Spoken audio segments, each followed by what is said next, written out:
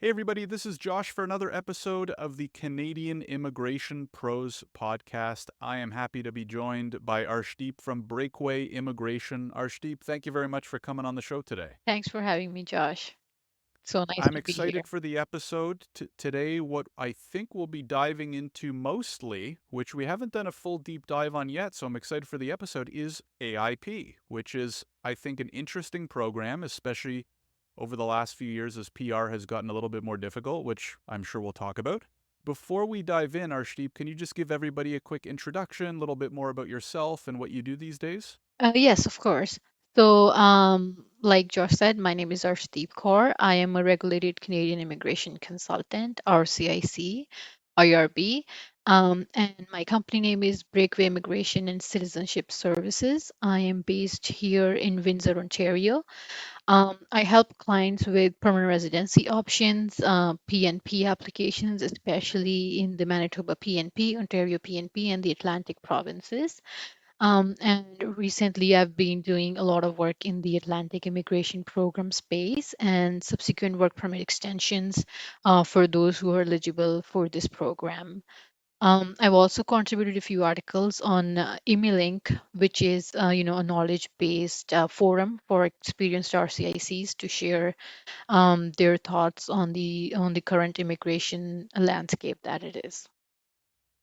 Awesome. And could we just start our sheet maybe by diving in with a kind of 30,000-foot view description? What is AIP? What is the Atlantic Immigration Program? And pardon my ignorance, was this formerly the pilot program, like formerly AIPP, and they just got rid of the pilot part? It's a pretty straightforward program in terms of eligibility. First of all, you need to have a designated AIP designated employer who is designated by the province, and the employer should be willing to endorse you with a qualifying job offer under this program. And the candidate applying for this program should have the necessary education credentials for the job offer. They should have the language skills necessary for this job, and they should have qualifying work experience. Um, and the job offer and qualifying work experience does not necessarily have to be in the same tier, which is mostly important for other immigration streams that we see these days. And interestingly, those international students who have studied in institutions, some of the recognized institutions in these Atlantic provinces, do not need the qualifying work experience. So they only need a designated employer and a job offer and other eligibility criteria to meet to be able to apply under this program. And that is a big reason why this is a popular program is because as we see in Express Entry, it's tier 0, 1, 2, 3 that is qualified, under the Express Entry streams. But in the Atlantic Immigration Program, tier 4 is also accepted, as a knock for the job offer and the work experience category under the AIP. Okay, yeah, that's super interesting. So does that mean that AIP is one of it's not connected through Express Entry? Like some of the PNPs are like Express Entry related streams, so AIP is totally separate. So once you get the AIP approval, like are you submitting like a paper-based PR application to IRCC, or is it still through the portal? So how it works is first, how in normal PNP and subsequent PR applications, we submit a PNP interest to the province, and then they give you nomination, and then you apply for a non-express entry PR through the PR portal. Similarly, with AIP, the employer submits an endorsement for you. Once you get the endorsement, then you apply for a PR using the same PR portal. Just we just have to select that the category is the Atlantic Immigration Program. Got it. One of my big questions, Arshdeep, when I initially even saw the program was, why do you think they have AIP if those provinces also have PNPs, right? That was one of my, and obviously you don't create the programs, like none of us create the program. So this is more just like me wondering and maybe you have an idea or maybe you have some thoughts, but considering a lot, I think every one of the eastern provinces and territories has at least some PNPs. Why do you think that there was also the need for AIP? Uh, it's a very good question, Josh. So I think like a big difference is, how for PNPs, you need to have certain amount of work experience in the same province. For example, some PNP streams, you need 6 months of experience, 9 months of experience in the province, you need 12 months of experience in the province. But with AIP, any work experience that is gained inside or outside Canada is accepted, right? So even if somebody from Ontario is moving, and somebody was in Ontario for studies, they gained some work experience in Ontario, and they move to Atlantic provinces, and then they get a designated employer willing to endorse their job offer, they can use that work experience towards their eligibility for the work experience requirement in AIP. And if, for example, if we are hiring, tradespeople from outside Canada, those people already have, at least 1 year of work experience outside Canada in trades. They can use that work experience. Became a very interesting and uh, program for those who are looking to get permanent residency, as long as the employer is willing to endorse their job offer. So I think that is why this. Right. So when you're working on these files, what would you say the proportion of people are who are actually coming not from those Atlantic provinces? Like you said, one of the great benefits is your Canadian work experience can count from anywhere in the country. Is it mostly people actually coming from other parts of Canada and moving to the Atlantic provinces with this in hand? Yes, a big chunk of these applications that I do, and I'm sure practitioners listening to the podcast also have similar experience, is that most people are coming from other provinces and moving to Atlantic provinces just because they have this program, and then they can count this experience towards their PR process. And and what I have heard a lot from, the people that I'm talking to, the potential clients, is that they are these provinces know that a lot of people are immigrating, moving to these provinces from other provinces, and they are actually prioritizing applications of those people whose work permit is expiring so that they can apply for an extension and be in the country for longer. So I think they are being very supportive as much as they can and as much as the system allows them to be, to prioritize those applications, and just to make sure that they still have a way to work while they apply for their PR. Right. And I definitely want to talk about that work permit element as well, because it's so important, especially right now. Before we do that, it sounds to me like what always interests me about different immigration programs is kind of like the key factor to like unlocking it. So for example, study permit, you need the LOA, now the PAL, right? The attestation letter. SUV, you need the letter of support, right? In this case, it sounds like that one key factor is the job offer from the qualifying business. Can you talk a little bit about, is that difficult? Because, there's probably a lot of people listening to this right now. Maybe they're inside Canada, maybe they're in their Atlantic provinces, or maybe they're outside, or maybe they're outside Canada thinking about coming in. And as we know, one of the hardest parts, no matter what your status or where you are, is getting the job offer, right? No matter, different streams or different ages or whatever it might be. Can you talk a little bit about these companies that are designated? Are they, is it a wide range of industries? Are they actively, like, heavily recruiting? Is it difficult to get jobs? What things are they looking for? Any tips for listeners or even professionals? Maybe there's some professionals that are listening that have never done AIP before. You know what I mean? Like any tips or advice around landing those jobs?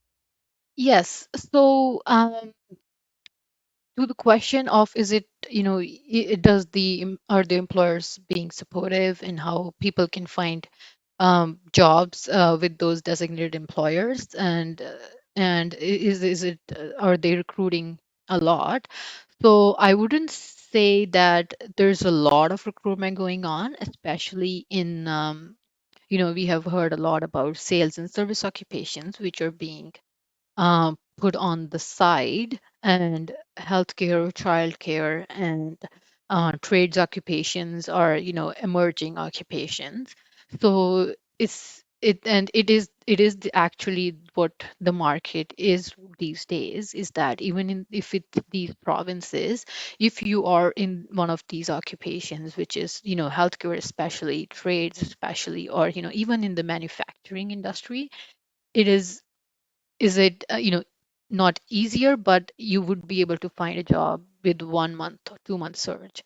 But if you are again targeting or have experience in that retail, sales, service industry, then it is getting harder and harder even in those provinces, because it has already been populated by a lot of people who have moved, and who have chose to to stay in the same industry even after moving, and that it has become populated in those industries specifically. But if you are a professional, who is in the upcoming in demand skills, then it is not that bad. Okay, that's good to hear. And I always like to ask because there's so many Canadian programs, and especially for those who are abroad or not extremely knowledgeable about the immigration industry, like people like you and somewhat like me, we kind of know, even though there's a program, whether you actually have a good chance of going through that program, right? Those are two very different things, right? The program can exist. That doesn't mean it's going to be easy to go through it or be eligible for it or get the letter of support or the job offer. So that's really helpful. Um, the other thing I wanted to ask, kind of along those lines, is how does that tie in with, I mean, I'll quickly date the recording, right? It's July 8th, 2024. This episode should go out, within about a week, so it'll be pretty soon, but a lot of people might be listening months down the road. Jobs and, well, jobs are really on people's mind right now, right? In terms of like immigration is very topical, unemployment rates are high. We see the protesting going on out east, right? In PEI, which is an Atlantic province. What are your thoughts about what's going on in our Canadian economy? On one hand, we have, high unemployment, a lot of people here that can't find work. And on the other hand, we have programs like this that are bringing in people from outside those regions. Is it mostly a case of, like you said, a lot of those people protesting who can't find work are in those sectors where there's too many people already, but that there are, you know what I mean? Because, like, Hmm. sometimes I'll have a conversation with someone and they'll be like, there's too many immigrants. Don't bring in any more. And I'm like, well, there's a lot of sectors where we actually do have shortage. No, there's too many people. Canada's too many people, but you know what I mean? So, what are your thoughts there? Is that imbalance because of the certain industries, like you said? Are there other factors? And what are your thoughts on the protests in general? Yeah, so I definitely do want to talk about that. But before we dig into that, it is important to know why these people are protesting, and what is the reason that it is coming to light this year, and not, since the program has become permanent since 2022, right? And now it's 2024, and the protests are coming to light very recently, not until last year. So what happened is that, different provinces have made changes to AIP in different ways. Um, for example, Nova Scotia, they have paused giving endorsement to people who are in, who have their knock code as, food service supervisor or truck drivers. I mean, I don't understand why truck drivers, but they have stopped. They have paused it temporarily. Um, and in return, PEI, they have put out a public statement in March this year, that they will be prioritizing healthcare, trades, childcare, and manufacturing and other industries. And they have also stopped accepting endorsements for truck drivers and sales and service occupations.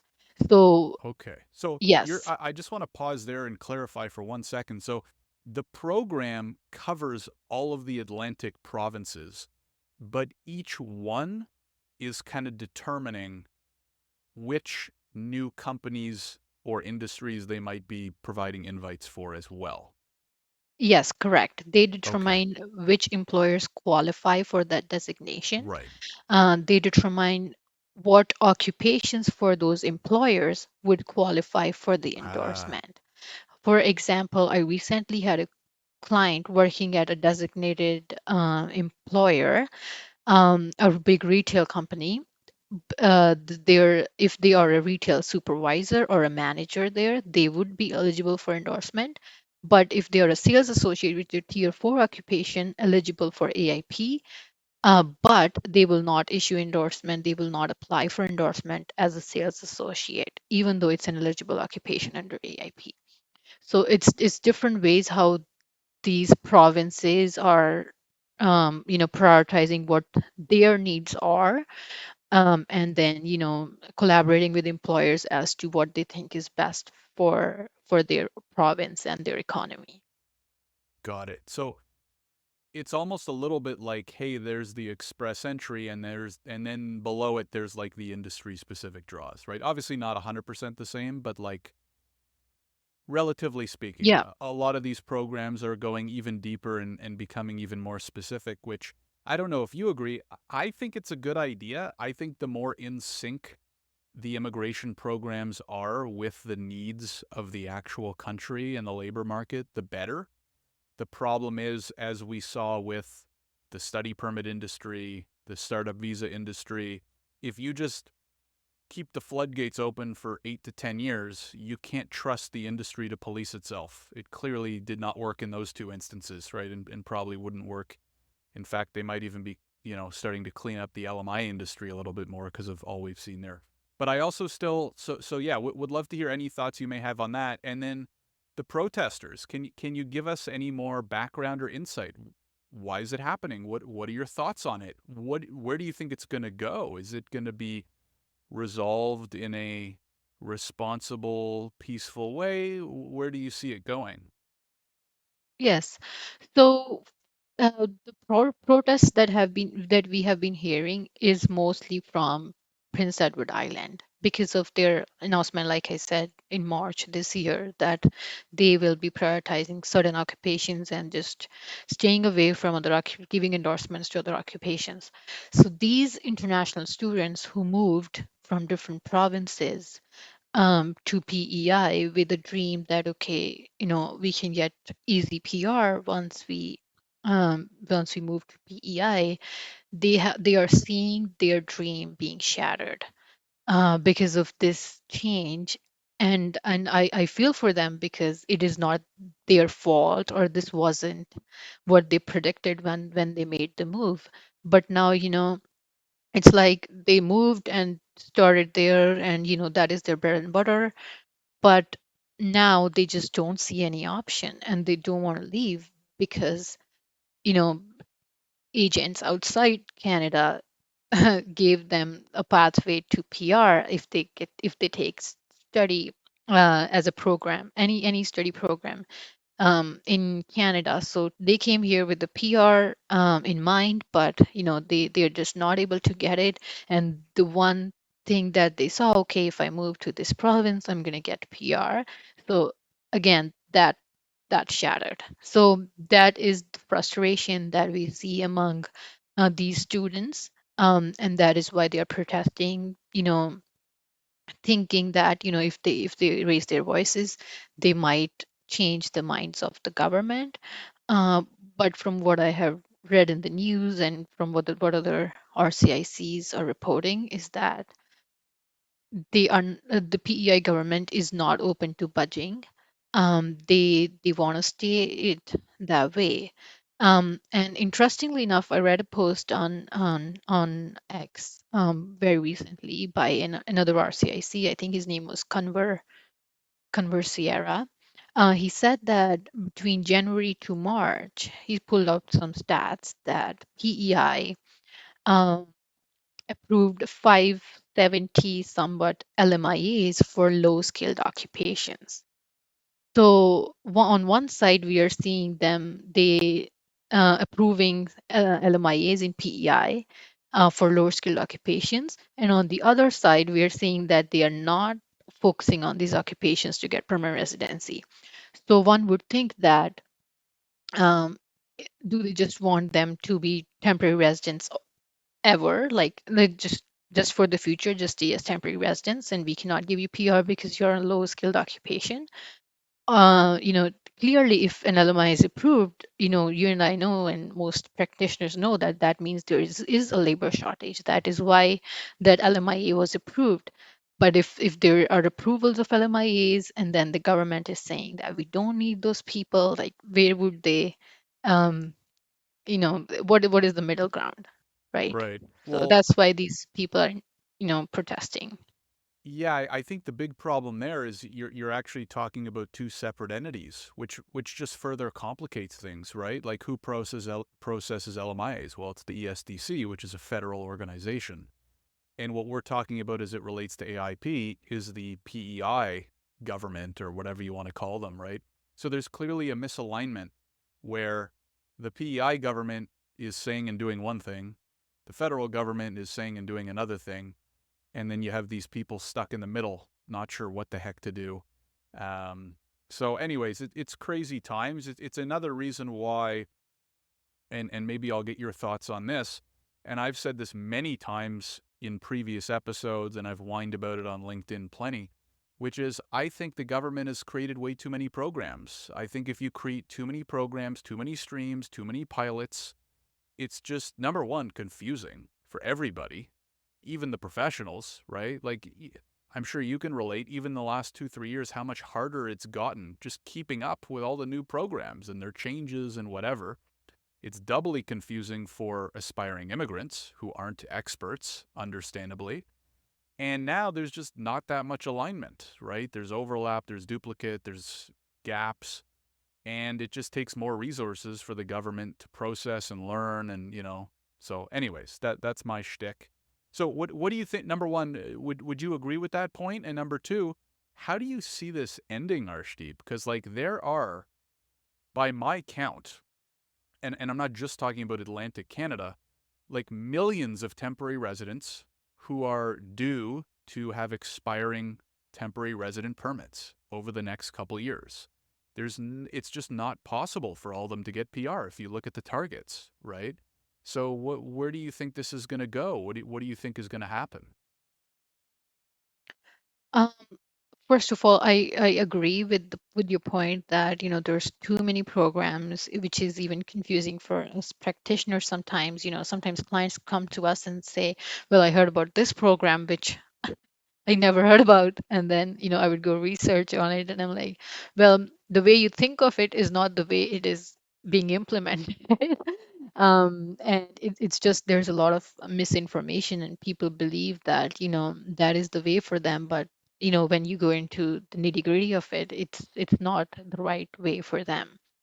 So there's definitely a lot of programs. And to your other question, you know, for all these temporary residents in Canada who are looking for a way to stay here, I I I don't think that there's enough programs or quotas for all of them to become PR. So, you know, some of even I'm hearing reports that, you know, people are leaving and, you know, uh, having their profile in the express entry pool, gaining more experience to gain more points in the express entry, going back to their home countries, working, gaining that experience so that they can, you know, qualify someday and then come back to where they wanted to be. So yeah, I'm seeing reports that people are leaving. I don't know if that was on that was what liberal government wanted, but that is definitely what is happening right now. Right. Well, one interesting stat from on Friday, I went live on LinkedIn. As some of our listeners know, every 2 weeks I go live on LinkedIn for the Visto show.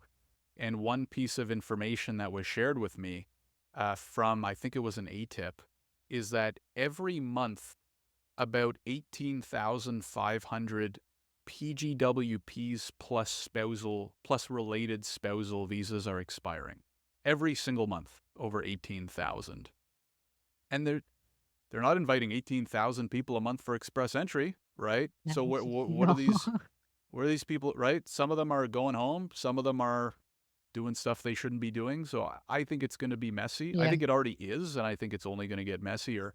Somewhat along the same lines, I was curious because earlier you'd mentioned work permit extensions related to AIP. Can you talk a little bit about that? Is this as simple as, hey, well, easier said than done, but like if you're eligible, you get the job offer, you apply, you get approved? Is it like if you submit an AIP application, you can then also submit a work permit extension? Or is it if your AIP is approved, you can also file a work permit extension when you file the federal PR application? How does that process work? Yes, so for work permit extension under the EAP program, um, you do not necessarily have to have filed an EAP application at the time of work permit Oh, submission. wow. Although, but you need an endorsement. So once you have the endorsement certificate, so, you also, if you want a work permit extension, when applying for endorsement, you also, tick the box that you need a work permit support letter from the province for extension purposes.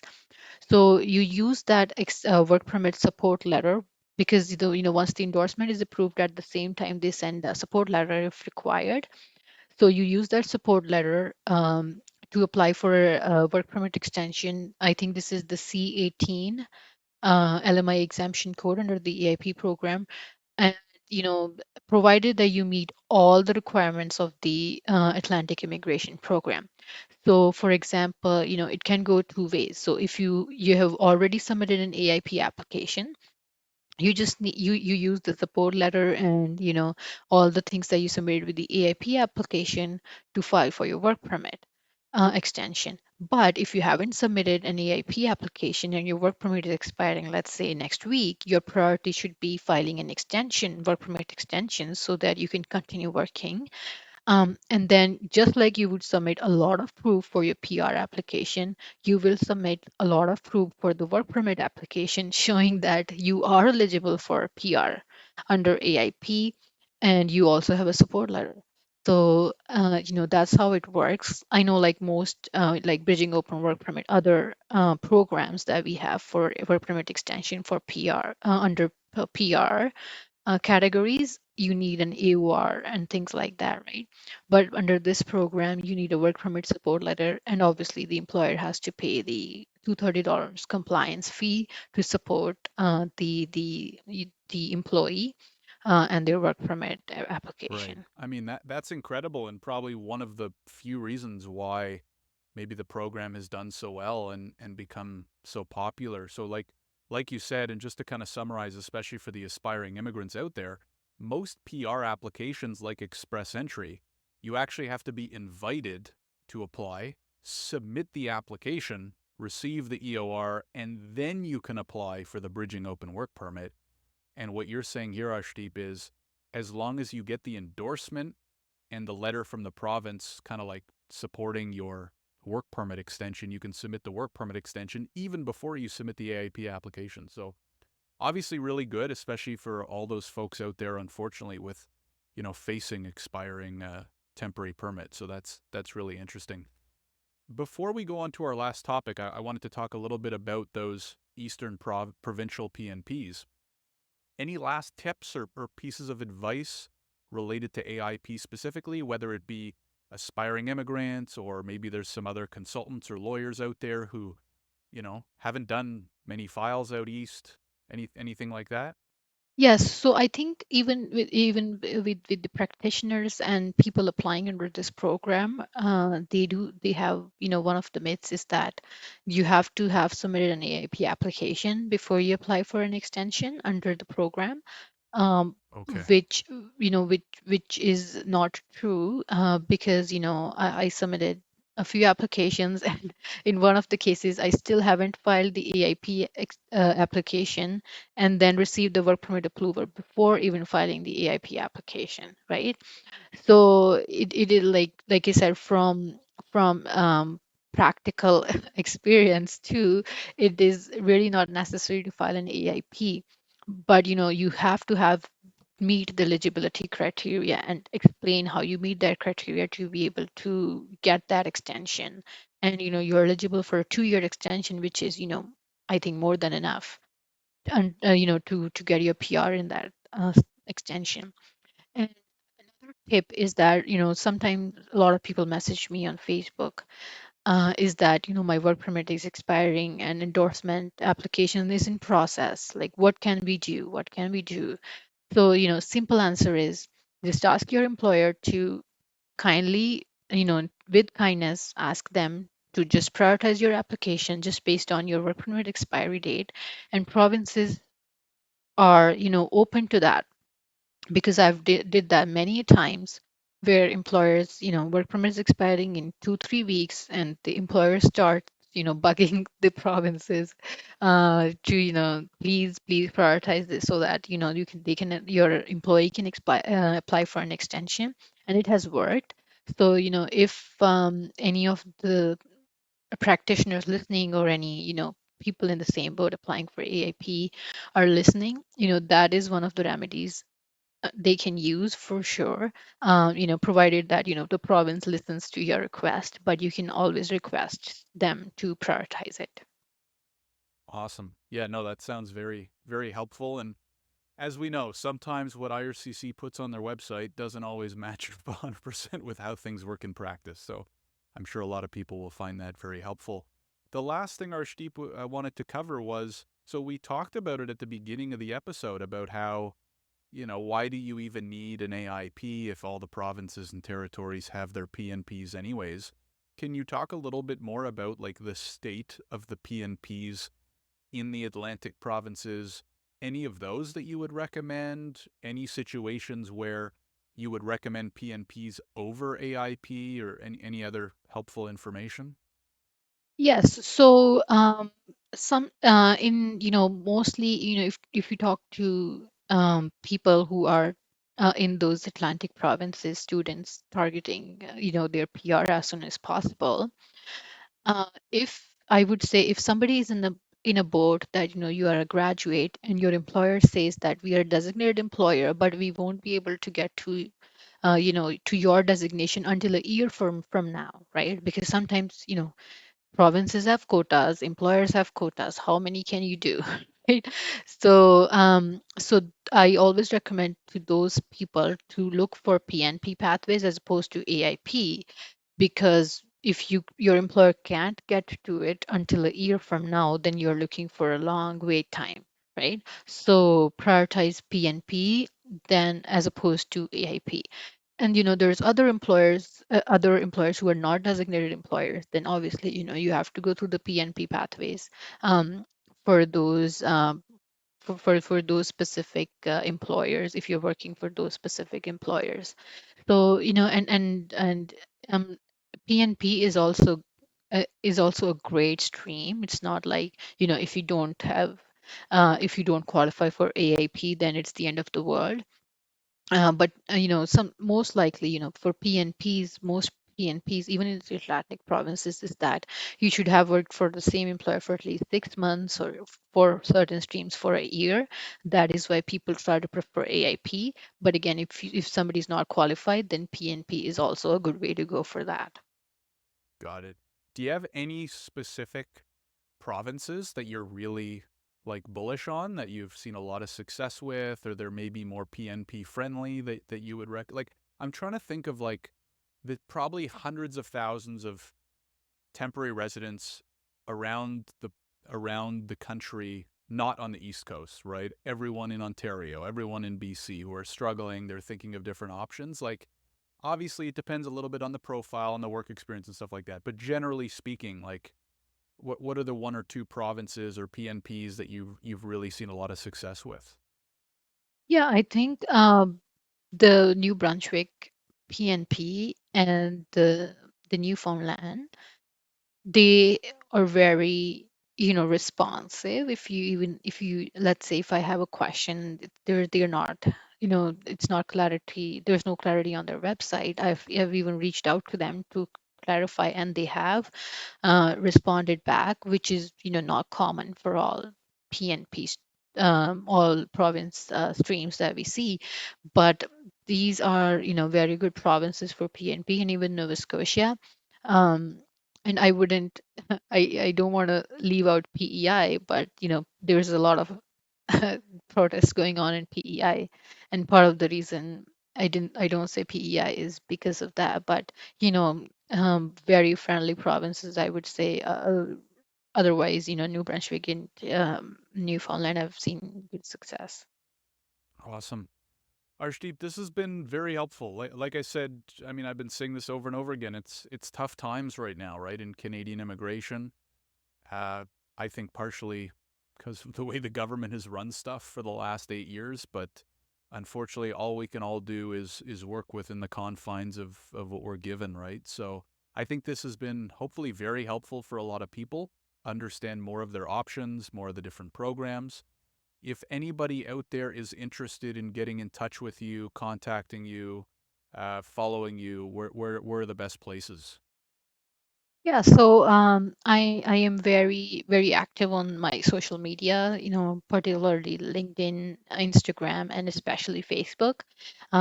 People can reach out to me on these platforms, or they can email me um, on at info@breakawayimmigration.com. They can go to my website, breakawayimmigration.com, and they can see all links to my socials.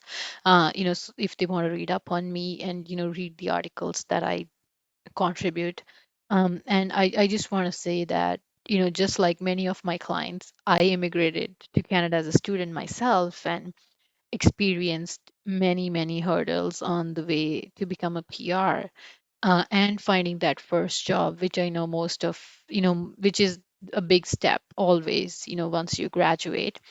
So that is why I will always empathize with these international students. And that is why I value that transparency. Awesome. And we will make sure to link to those in the description below, whether you're watching on YouTube or listening on the podcast. So make sure to check the information in the description below.